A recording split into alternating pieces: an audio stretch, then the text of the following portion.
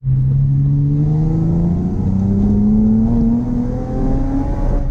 everybody, I'm here with Alan today, and we just got the new fuel injectors for the Crossfire from Rob in the mail. We're going to go ahead and take the Crossfire over to ABD and get those new fuel injectors installed. Alright, so this is my 2001 CL Type-S. I do have the 2003 headlights on it. They have that blacked out background in them. I have the fog light inserts as well. I'm going to start off with the front right here. I do have some NK Evo 8 wheels on this thing. They're 235s wide. So I also put the 2008 and 2007 TL Type-S Brembos on the front of them. So yeah, it's a big upgrade for it. Powder coat chipped on it here, right? But doors mismatched. I got a new fender bender, had to replace that door. But yeah, I put some Hankook Ventus V2s on it, just some nice semi-sticky street tires on it. Got a spoiler on it too. I put some Magnaflow mufflers on it down here. Sounds pretty nice. I just got some Tien Street Bases Z coilovers. It's a common upgrade for these Acuras. So yeah, and I have the stock TL Type-S brake lines on it, but these coilovers are pretty nice. I think they said they were just like kind of an inferior design, but they work really well. I've taken them to the track. The car feels great. They do have a really high spring rate, so they compress quite a bit and it'll scrape once in a while. But yeah, right, so now I'm going to talk about some engine mods. I don't really have that much done to it underneath the hood, but so it is an automatic, unfortunately. Still gets down, but you know. So I opted for a Hayden transmission cooler right here. I think it's a must if you're going to take this thing to the track. The automatic transmissions weren't too good in these cars, so I actually do have a rebuilt one in it. This is the J32A2, so it's the 3.2 liter with 260 crank horsepower and about 232 pound-feet of torque. So it's a really nice engine. It just responds well to mods. Once you get it to breathe, it really opens up on the top end. So I do have the Comtech Sport intake on it, which is a really rare one. Glad I found it.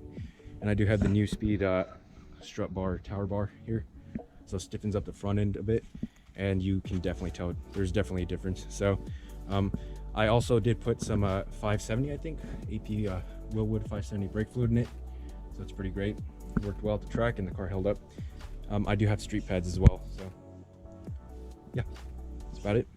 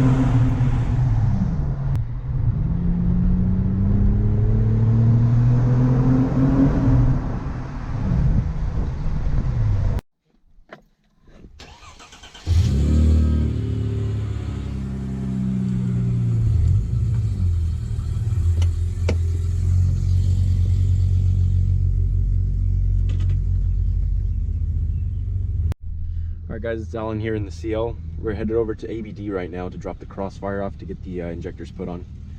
So we're just pulling out of here now.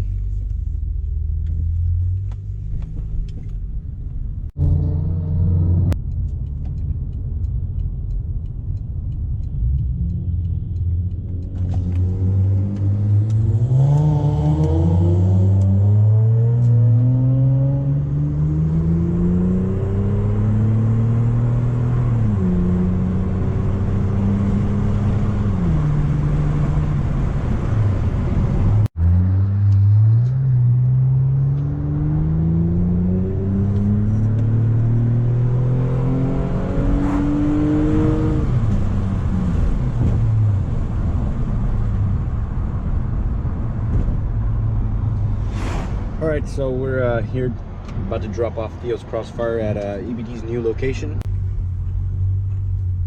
This looks like it's it.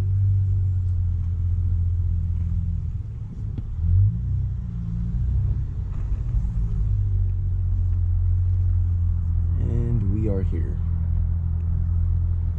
Nice S4 over there.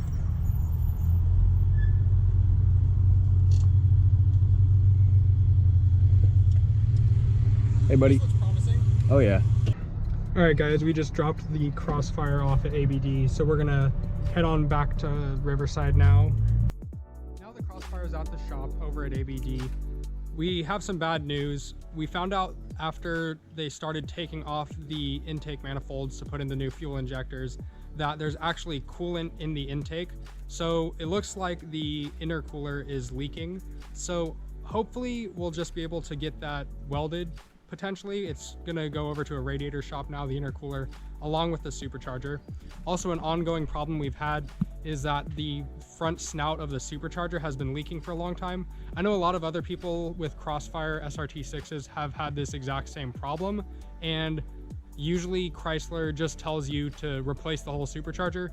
But what we're thinking is that obviously there are a bunch of different seals and gaskets that hold together the supercharger, and there's got to be some kind of seal in the front snout that's leaking.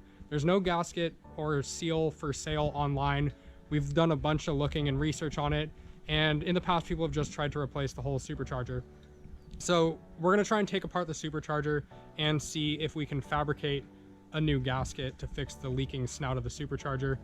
Hopefully we can do that. I mean, it's got to be possible, but if not, then I might have to buy a new supercharger, but I'm pretty sure it'll work just fine. Thanks for watching, guys. I'll keep you updated. Also, since the Crossfire is looking like it's going to be in the shop for quite a while now, because we're going to be opening up the supercharger and getting a new intercooler potentially, I'm thinking of maybe doing some more Lotus content now. I haven't really done any Lotus content on the channel yet, but we do have my dad's Evora 400. He also has a Lotus Elise and a regular Lotus Evora. The Lotus Elise is over here, I think. Yeah, it's parked down there next to my brother's FRS. It's a yellow 2005 Lotus Elise. And yeah, let me know what you guys think. I'm happy to do some Lotus content while the Crossfire's in the shop.